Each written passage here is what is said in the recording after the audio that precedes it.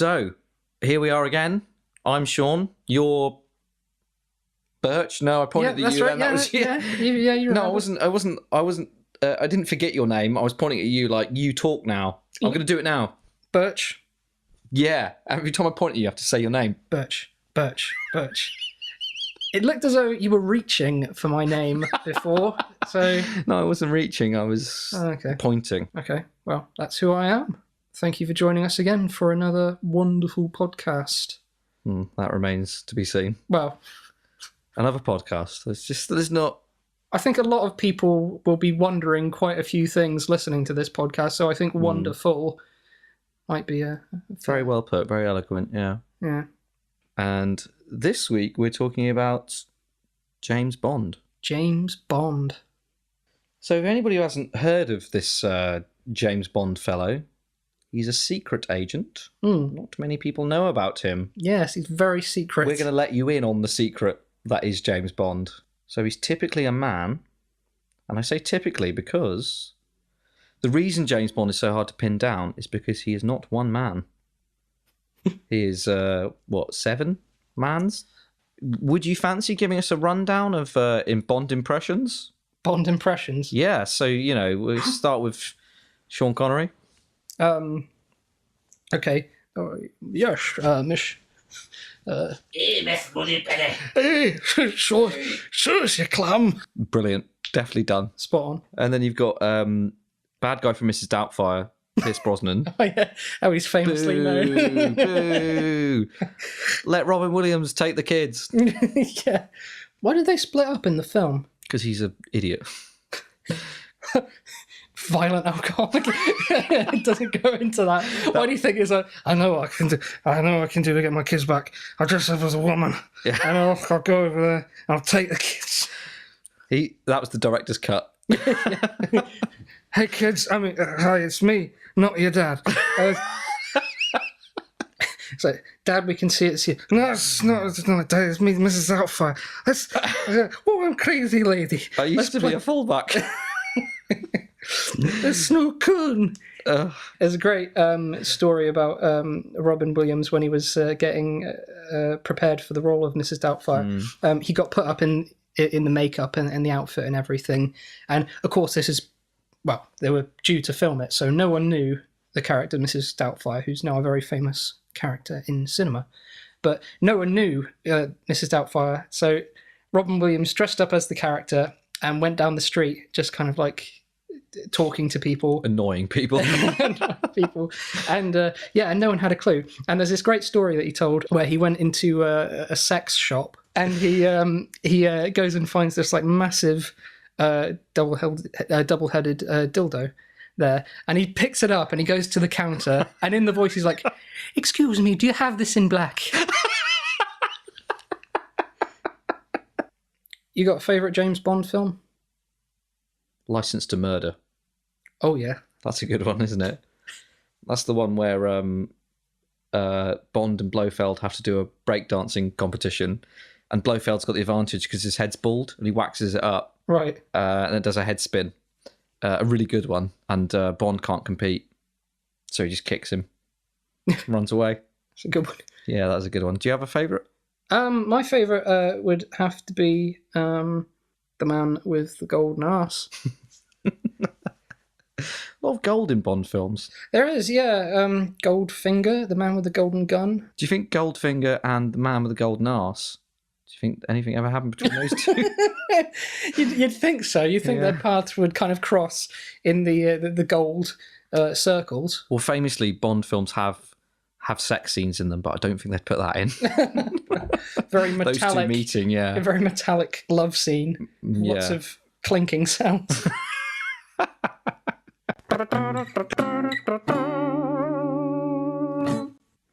So famously, a couple of tropes that, we all associate with Bond. Shaken, not stirred.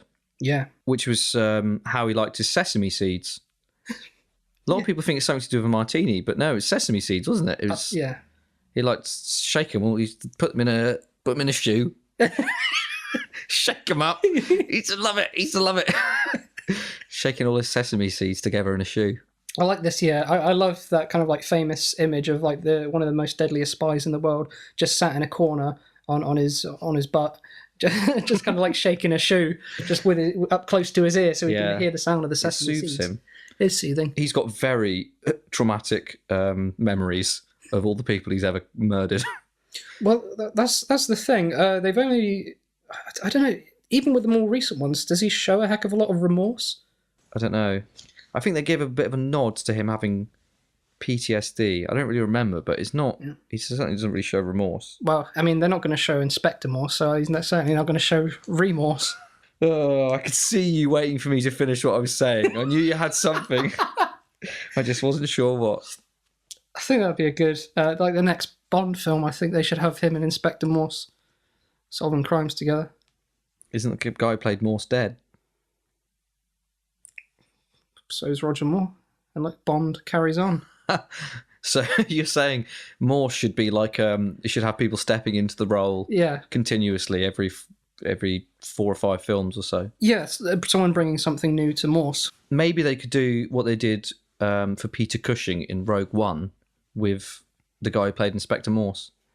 Get him back, CGI him. They've got hours of footage, way more than they ever had of Peter Cushing in the original Star Wars films. That's true. What was the guy who played Inspector Morse called? I thought he was just like a Morse. You think that was his real name? Yeah, his first name was Inspector. Inspector, yeah. But yeah, I just kind of like, it did take me out, and rather than just kind of like looking at the scene. As much as I really enjoyed Rogue One, I thought it was great. I just kind of like found myself studying his face. Yeah. Because you went to his funeral as well. So it must have been even more disconcerting for you. That's right, yeah. Well, I mean, I was kind of like something like the cause of it, so I thought it'd be fair to show my face. Yeah, yeah. The cause of it, sorry, I almost skipped over that. Go on. Yeah, I don't like to talk about it too much. I bet you don't. Not well. I'm sure with the legal case still pending, it's probably not sensible for you to talk about it too much. Well, we'll say I'm the reason he's not here. You can't give us any more information? Well, okay, we can air this after the court case. Yeah. Once the trial's over. Yeah. Can't be done for the same thing twice. So, so yeah, we'll I'm not sure give that's it exactly what double jeopardy is, but basically, I fed him penguins, not the animal, the chocolate biscuit. I'd just like to, and I just kept on. I kind of had him. Kind of stuck to a chair with elastic bands. Elastic bands. He was quite old at this point, so he couldn't really. I had quite a few of them, and they were the thick ones, not like the little. Not your average, your postman, your professional postman's elastic band. Yeah, like a really kind of thick, quite strong elastic bands. And I had him tied to a chair by those, and I just kept force feeding him penguin bars. And every time I'd read the little joke on the back of it. But he loved to laugh, so yeah. He loved to laugh. He's a joker, so he probably appreciated that. Well, about 120 in, he wasn't laughing so much. But, I mean, is that really a crime? He's force-feeding an ageing actor penguins until he... Well, what did he die of? What was the actual cause of death? Death by misadventure is what's actually the mortician... came back with, wasn't it? Well, I mean, the coroner's report literally just said he's fucked. In capital letters. Yeah, so I'm hoping that works to my advantage in court next week. So yeah, it must have been quite hard for you to see Peter Cushing there on screen. Yeah, all I could think of was little penguin jokes. When I was watching the film and at the funeral, I couldn't help but smirk to myself. Do you remember any of the jokes? Let's have a think. Penguin jokes. Like there's why did the lion get lost?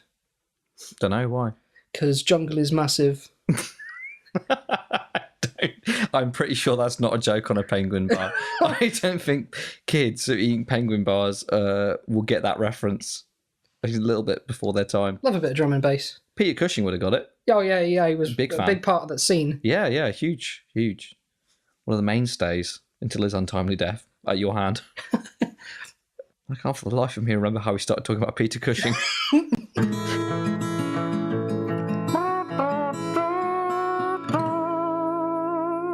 I'll tell you what there is to say about James Bond. That bloody GoldenEye video game. Oh, Brilliant. my God, that was classic on the N64. Mm-hmm. Odd Job throwing his little hat about. Oh, yeah. The game was over when Oddjob was in the arena. Yeah, that guy's a nutter. That guy was an absolute nutter. He could do any odd job.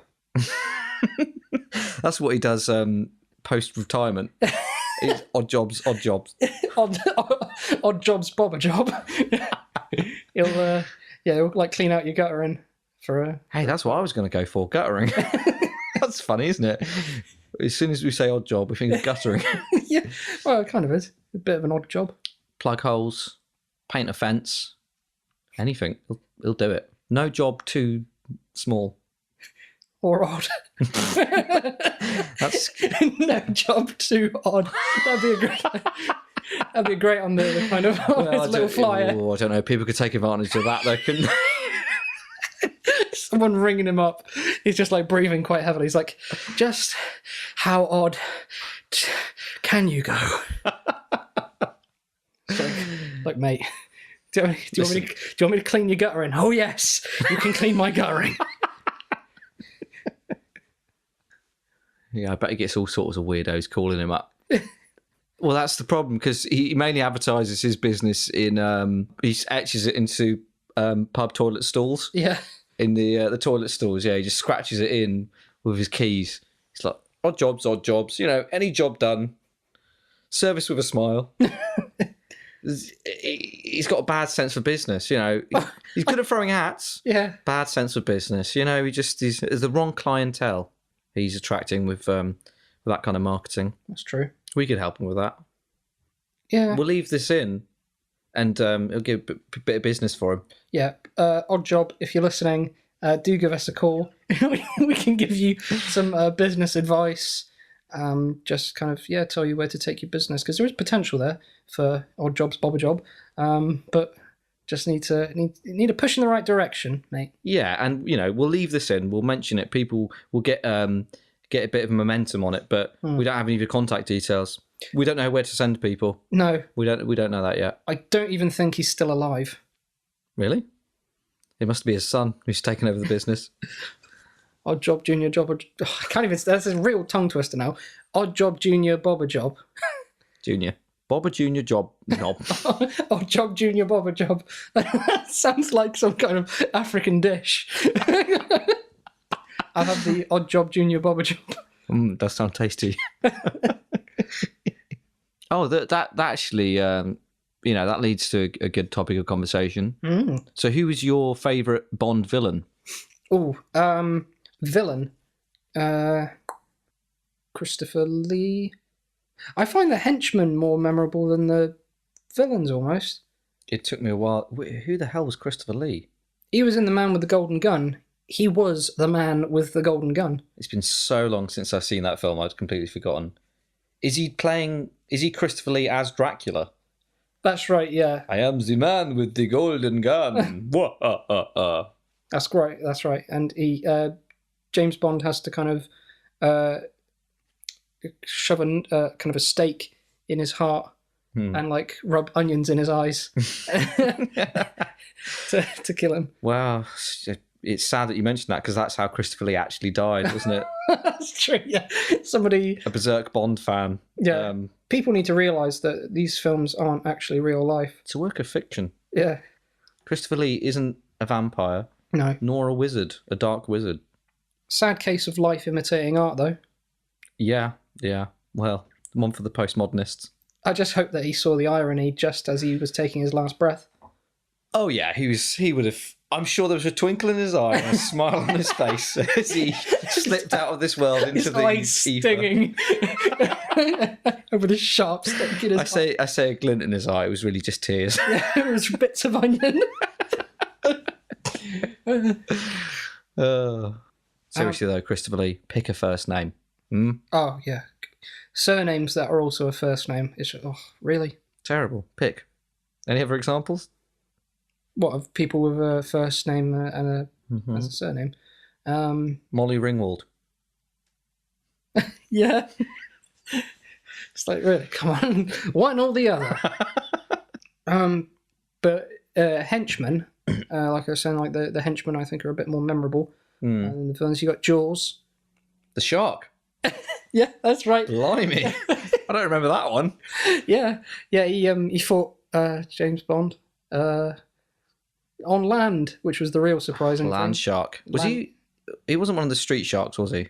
Yeah, that's right. Yeah, Jaws from he was a former member of the Street Sharks, but he was banished from the Street Sharks for being a little bit too wacky, a little bit too renegade. Wow, yeah. For the Street Sharks. I was going to say because he refused to fight for good.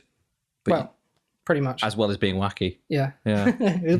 he was wacky with his psychosis. Yeah. Like most people with psychosis. Yeah. Wacky people. That's true. Yeah. Have you seen, how many Jaws films have you seen? Are there 4 or are there more? 4 was the one with Michael Caine, isn't it? Yeah. I think there are 4, aren't there? I was reading somewhere about the novelisation of Jaws 4, and it was talking basically to explain the fact that it brings back like one of the leads from one of the earlier films, maybe from the first film or whatever, and it's meant to be the same shark. So to explain away the fact that the shark has seems to have a personal vengeance against this particular character, it's written into the book that the shark is taken over by someone with voodoo powers who has it in for the lead character. You serious? No, I shit you not. This is in the novelisation of Jaws 4, is that the shark is under voodoo control, which is why he swims to wherever this man now is and starts attacking him. It's crazy. That's incredible. Shame they didn't utilise that for the film. A crying shame. It could have been much, much better. I've started collecting novelisations of films. If I can find them in charity shops. I've only got E.T. and Batman Forever. The best Batman film. Yeah, of course. Do you read them or are you just collecting them? I read nothing else. That's why I need my collection to be bigger. At the moment, I'm only reading 2 books. I've never seen E.T. I know the book, though. What's the point I was going to make? Well, I'll tell you what, though. In E.T., it's not his finger that glows. If you know what I mean. Oh, God. In the book, it's not his finger that glows. It's his penis. And the scene at the end with Elliot, when Who? The kid. No, there's no kids in the book. Oh right, okay, that's interesting because that's kind of a big part of what the film is about. Yeah, really. Yeah, what happens in the book? He's just sort of fucking about. E.T. He comes down. He flies down on a magic bike that flies. Right, that's kind of wheeled its way in some fashion. Go on. Wheeled its way in. Okay, yeah. Yeah, so comes down on this bike. He's got a little red hood. Yeah. And so he enters a dirt bike tournament. Oh, right, okay. And it's basically the sort of trials and tribulations of that, you know. At the start of the film, you know, he can do every trick apart from a wheelie, and that's like his Achilles heel, as it were. So he goes on this quite long journey, spiritually, physically, to learn how to do a wheelie. And at the end, you know, he doesn't think he can do it. And then Patrick Swayze walks in, the actor, he's playing himself. But again, this is all in the book. And he goes, nobody puts E.T. in the corner. And then they get up on stage and he pops a wheelie. He helps him pop a wheelie. Jesus. Yeah. Great book. That's incredible. So you saying none of that's in the film? Not quite. He does. He is on a bike at one point. Right. Swayze. No. Swayze doesn't even make it into the cut of the film. Are you telling me Swayze doesn't make it into the film at all? Not a mention. No. That's why I'm quite surprised. Sacrilege. They took some liberties with this book. They took some liberties with the film, you mean? I don't know which came first. No. No, nor do I. So what? But what happens in the film? Well, the film is kind of like It's quite a personal story, basically, about growing up as a child in a kind of suburb similar to where Steven Spielberg grew up. And it's kind of... Is that the guy who wrote the book? That's the guy who directed the film. Oh, yeah. Yeah, it's kind of like about this kid called Elliot who's feels quite lonely. His parents have recently split up, and he doesn't have any friends. And then E.T. Finds his way on Earth, and they kind of become close friends. And it's kind of like a meditation on childhood loneliness and relationships that we kind of build growing up. But you say the book's about a dirt bike contest with Patrick Swayze. Yeah, none of that made it into the book. Dirt bike context. No, there's no dirt bike. The only bike scene, I hope I'm not spoiling it for you, is like towards the end of the film. Go on. Where they kind of rescue E.T. from these scientists that are kind of like picking him apart. Picking him apart? Yeah. Oh my God. They mistake him for a chicken. It's kind of like set around. Well, he is finger licking good. That's right. Well, not in your book, apparently. No, he's something else licking good. And so they're picking him apart because they assume he's a roast chicken. Yeah. And the kid's like, no, what are you doing, mate? He's an alien. And so they manage to kind of get him out of there, plop him in like the basket at the front of this bike. Kids are like riding away from the cops who are chasing them. There's this like barricade in front of them that these police cars have made. Policemen are stood there just like... right. And this is where he finally pops that wheelie over the barricade. A wheelie of sorts. He's kind of... E.T. makes the bikes fly. And really? Yeah, they fly and they kind of like go over... That's good. They go over the police cars. Yeah. Everyone's like, what the hell's going on? Somehow it... Jiminy Jillikers. Yeah, exactly. Somehow it all of a sudden turns to nighttime in the continuity. Right. There's that famous scene where they're flying in front of the moon and you can kind of like see their silhouettes in the reflection of the moon, and you've got the music in the background. Da, da, da, da. It's a flying bike. Oh my God, bikes can fly. And I know that, yeah. And so they're going along, and then they reach E.T.'s... they get to his homeland, his homeworld. No, not quite. They don't reach his home world, but the spaceship from it, which has all of his aunties and uncles and second cousins. He's from space? Yeah. Well, a planet in space. Well, we're all from space then, aren't we? Well, yeah, by, exactly. by that definition. I guess from space. That's kind of a message you can take from it as well. At the end of the day, be you human or extraterrestrial, we're all kind of occupying space. Now, you just mentioned extraterrestrial. Now, that wouldn't have anything to do with the initials E.T., would it? That is exactly why they call him E.T. Really? Yeah. This book? Yeah. Oh God, I daren't ask. What's he called in the book? No, well, this book left so much out. So much. None of that's in there. They never mention why it's called E.T. Not once. No, they don't mention it at all. Huh. Actually, now that I think of it, in the book, he's not even referred to as E.T. He's just called Tim. Right. Tim. Is there any, like, mention of him being from another planet at all? No. Right, so...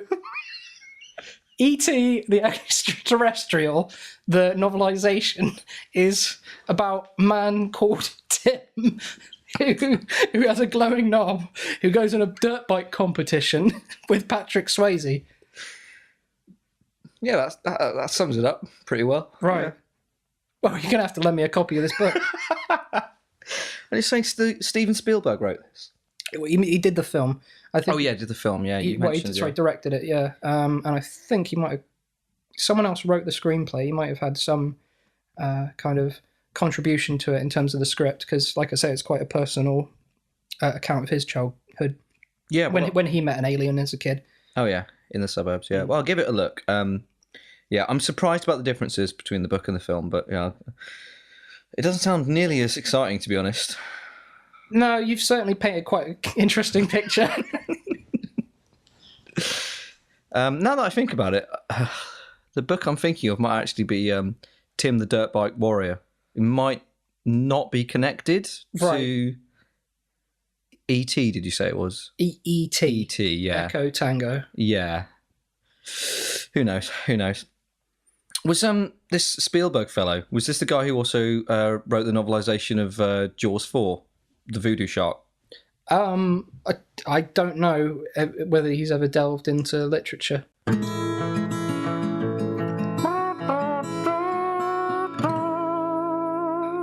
Pretty pleased with that tangent.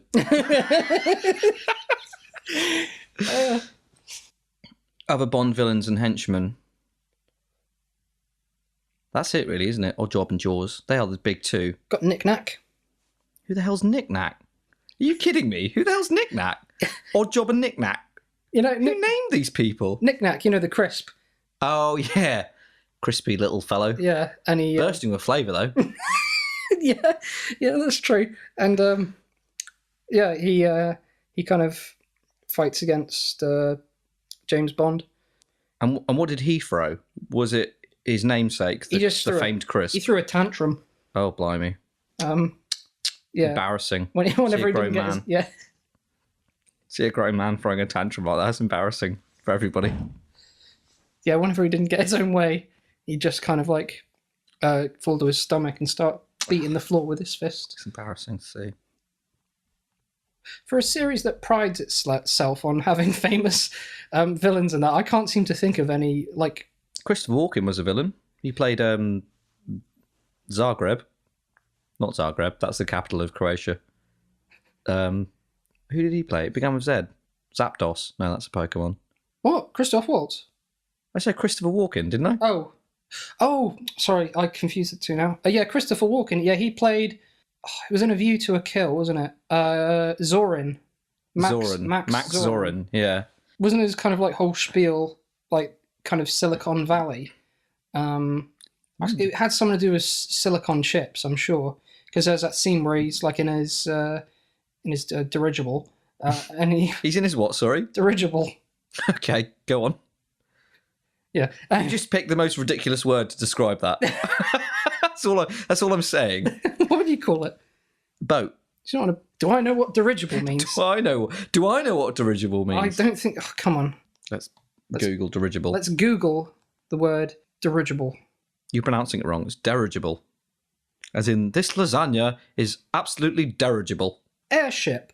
Oh, you mean it's Zeppelin? If you like. I do like. Zorin Zeppelin. Now, why wouldn't you say that? Isn't that much more fun to say than Zorin's dirigible? I like the enunciation involved in saying the word dirigible. Okay. I'll give you that. So yeah, he throws all these kind of silicon chips on the table, and he's like, "Ow, James Bond! Yeah, he's gonna try and steal my chips. I can't have that." And you got, please tell me that's not the end of the impression. Doesn't have to be. Good. I'm glad. More. He says, like when he gets hit, I presume he goes, "Ow!" Well, you said that anyway the first time. Yeah, but he says that a lot. Yeah, he's always being hit. Yeah, people are always punching that man. "Ow! So I've gathered you all here in my dirigible to plan on killing James Bond with... We're going to overfeed him with silicon chips by pretending that they're normal chips from a chippy." Dastardly. That is really evil. That is bad because, like, being an Englishman, he's going to love his fish and chips. So he's going to like... He won't be able to help himself. It's like, "Would you like some chips I just bought?" He's like, "Yes, I would love some chips, being an Englishman." "Sit down. Put on the blindfold. I mean, napkin." And, "Oh, you're tying it a little bit too high." and around my eyes. "I don't want the vinegar to get in your eyes." And then he just says, "These are a bit small and sharp." And he's like, "Oh, really? It's deep fried. It's a perfection." And then, of course, he lifts off the blindfold. And he's like, "Hang on a minute. Those aren't chips. Those are silicon chips." And then he fights him, pushes him off the dirigible. Yeah. Splat. Hits the ground. And what noise does he make as he splats? Splat! So yeah, a very good Bond villain. You could tell Zapdos. That's right. But you could tell that was his last film, his last Bond film, Roger Moore, and you could certainly tell it. I think the guy was about 58. Really? At that point, yeah. He was phoning it in a bit, was he? Yeah. And to see him like kind of getting off with women in their 20s. Yeah. At that point. Well, it all gets a bit weird. Every Bond is always too old by the time they're doing it. Daniel Craig's 49, and he's snogging 20-year-old women in his films. I think he's quite a handsome chap, though. I think he's not looking old. Oh, and sorry, Roger Moore wasn't. Well, you could see by this point in A View to a Kill, he was getting the wrinkles on his face. So it's not so much as like, a very kind of classy older gent. Let's not dance around it. He looked like a ball bag in a tuxedo. Let's not mince words. Let's not speak ill of the dead. How about that? Okay, if you're going to insist. Looks like a very handsome ball bag.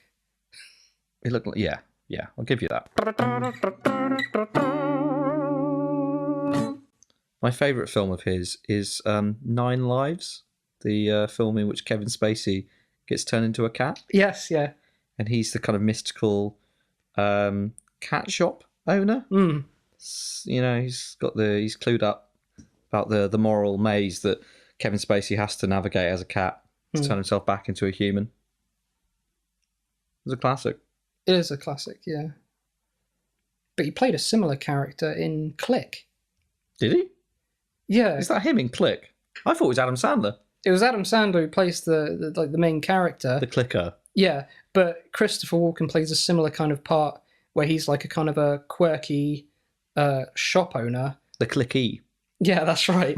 And he kind of like gives this remote to the guy. It's like, oh, this will kind of like change your life. So I don't know if maybe they follow the same kind of continuity. They're in the same cinematic universe where he's kind of like going from city to city, perhaps, giving people devices. Well, specifically, not just people, but specifically husbands who don't appreciate their families. That's right, yeah. He's kind of like going on a personal, like a vendetta against people who perhaps, don't appreciate what they have in the moment. Well, you say vendetta, but he's helping these people. Don't forget that. He's no villain. That's true. At the end of each of those films, I think it's revealed that he's almost a kind of Clarence-like guardian angel. Yeah. I wonder who'll be next to befall his antics. He'll turn Al Pacino into a pine cone. He's got to realise that Alpine Chino. It sounds like a type of chino trouser, like a particular colour. An Alpine Chino. I have the Alpine Chinos. A wise choice. So.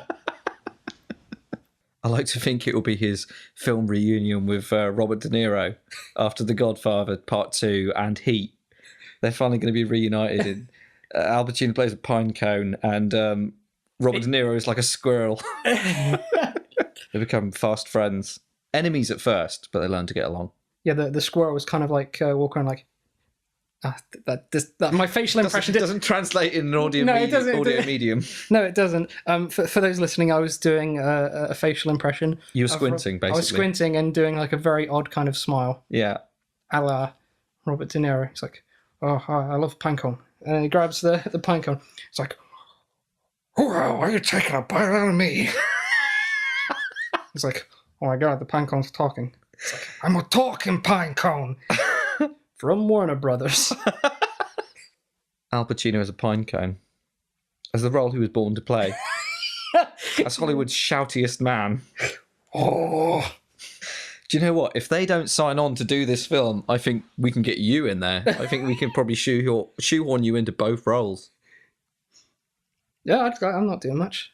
I'd gladly take that on. Christopher Walken, we know he's already on board. He's signed up to do the trilogy. Yeah, he's done exactly. He's done the first 2 already. Exactly. Yeah.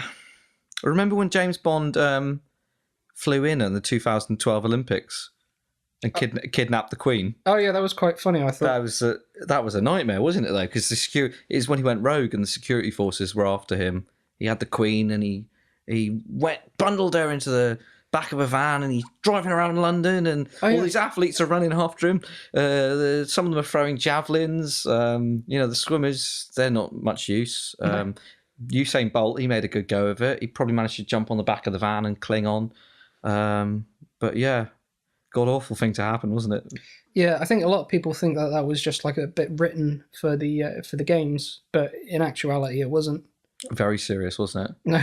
If that was rehearsed in any way, then Paul McCartney would have done a better job at singing.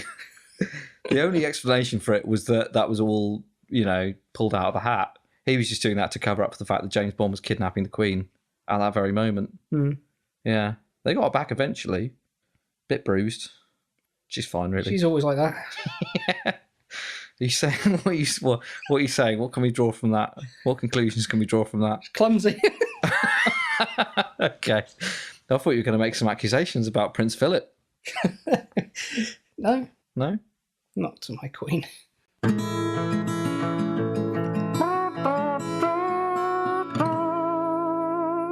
We haven't talked about the theme song yet. That's true, yeah. Big part of James Bond. It's welcome.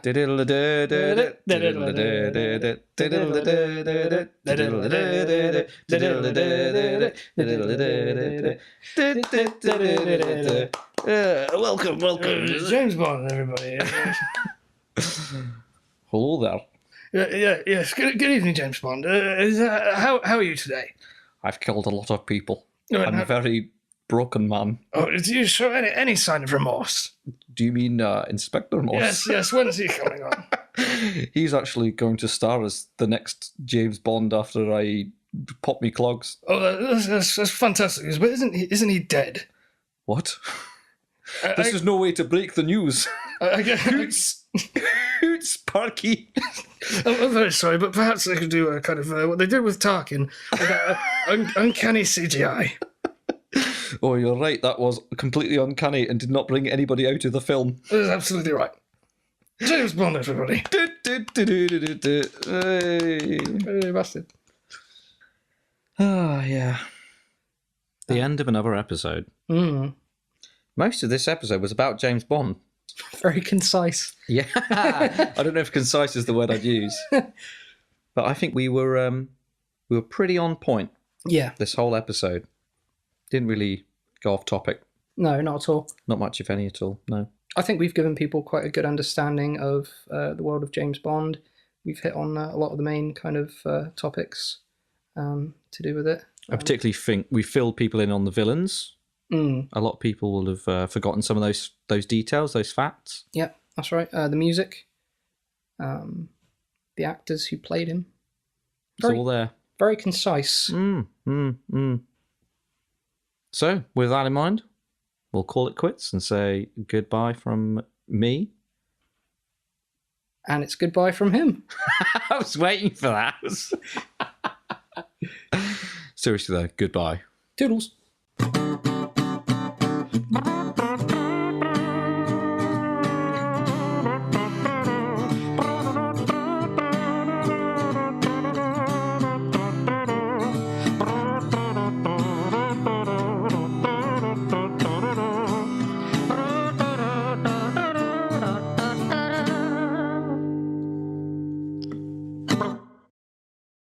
Da da da da da da da.